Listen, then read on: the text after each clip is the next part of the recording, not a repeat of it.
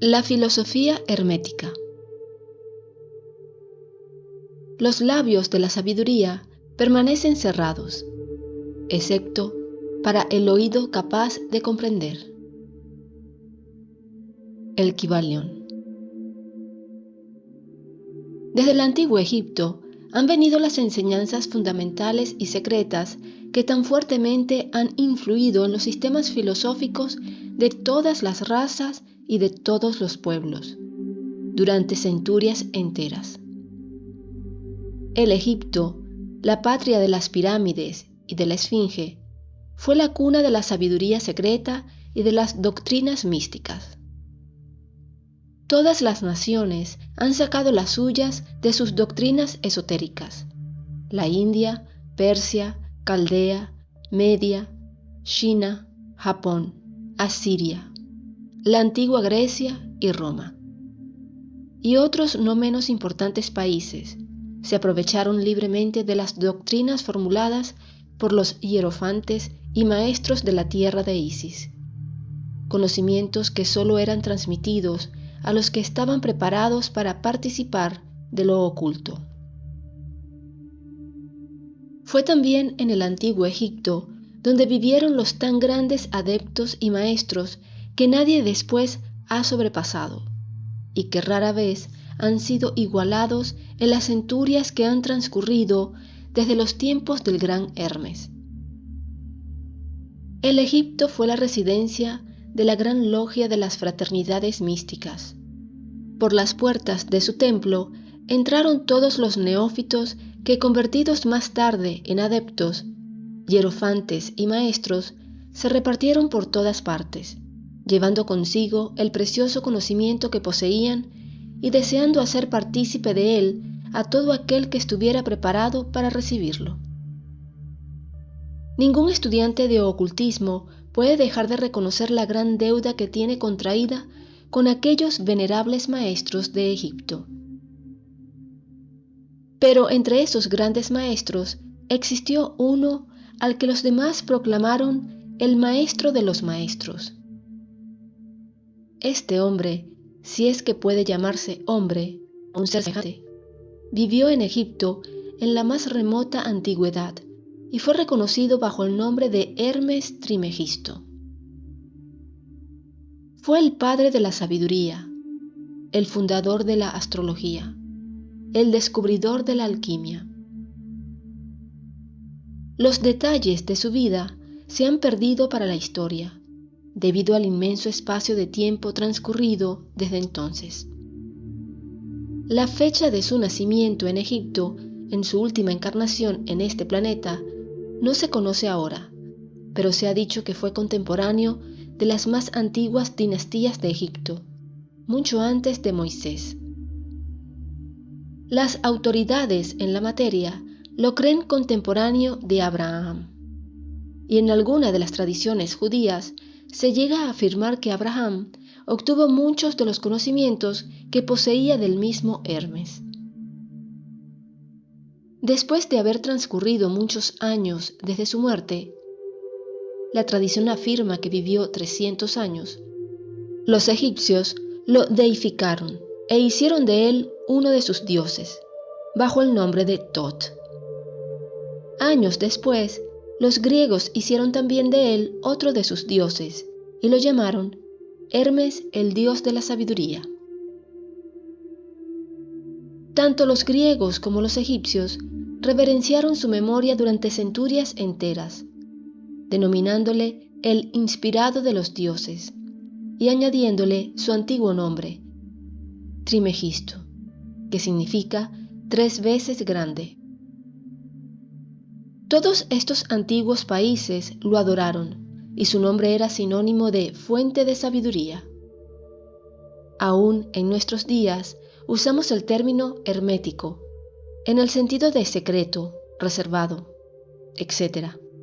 Y esto es debido a que los hermetistas habían siempre observado rigurosamente el secreto de sus enseñanzas. Si bien entonces no se conocía aquello de no echar perlas a los cerdos, ellos siguieron su norma de conducta especial que les indicaba dar leche a los niños y carne a los hombres, cuyas máximas son familiares a todos los lectores de las escrituras bíblicas. Máximas que, por otra parte, habían sido ya usadas muchos siglos antes de la era cristiana. Y esta política de diseminar cuidadosamente la verdad ha caracterizado siempre a los hermetistas, aún en nuestros días. Las enseñanzas herméticas se encuentran en todos los países y en todas las religiones, pero nunca identificada con un país en particular, ni con secta religiosa alguna. Esto es debido a la prédica que los antiguos instructores hicieron para evitar que la doctrina secreta se cristalizara en un credo. La sabiduría de esta medida salta a la vista de todos los estudiantes de historia. El antiguo ocultismo de la India y la Persia degeneró y se perdieron sus conocimientos, debido a que los instructores se habían convertido en sacerdotes y mezclaron la teología con la filosofía, siendo su inmediata consecuencia que perdieron toda su sabiduría, la que acabó por transformarse en una cantidad inmensa de supersticiones religiosas, cultos, credos y dioses. Lo mismo pasó con las enseñanzas herméticas de los gnósticos cristianos, enseñanzas que se perdieron por el tiempo de Constantino, quien mancilló la filosofía mezclándola con la teología, y la Iglesia cristiana perdió entonces su verdadera esencia y espíritu, viéndose obligada a andar a ciegas durante varios siglos, sin que hasta ahora haya encontrado su camino. Observándose actualmente, la Iglesia cristiana está luchando nuevamente por aproximarse a sus antiguas enseñanzas místicas. Pero siempre han existido unas cuantas almas que han conservado viva la llama, alimentándola cuidadosamente y no permitiendo que se extinguiera su luz. Y gracias a esos firmes corazones y a esas mentes de extraordinario desarrollo, tenemos aún la verdad con nosotros. Mas no se encuentra en los libros. Ella ha sido transmitida del maestro al discípulo, del iniciado al neófito, de los labios a los oídos. Si alguna vez se ha escrito algo sobre ella, su significado ha sido cuidadosamente velado con términos de astrología y alquimia, de tal manera que solo los que poseían la clave podían leerlo correctamente. Esto se hizo necesario a fin de evitar las persecuciones de los teólogos de la Edad Media, quienes luchaban contra la doctrina secreta a sangre y fuego. Aún en nuestros días, no es estable encontrar algunos libros valiosos de filosofía hermética, pero la mayor parte se ha perdido. Sin embargo, la filosofía hermética es la única clave maestra que puede abrir las puertas a todas las enseñanzas ocultas. En los primeros tiempos existió una compilación de ciertas doctrinas herméticas que eran las bases fundamentales de toda la doctrina secreta y que habían sido hasta entonces transmitidas del instructor al estudiante. Compilación que fue conocida bajo el nombre de El Kybalión, cuyo exacto significado se perdió durante centenares de años. Sin embargo, algunos que han recibido sus máximas de los labios a los oídos las comprenden y las conocen.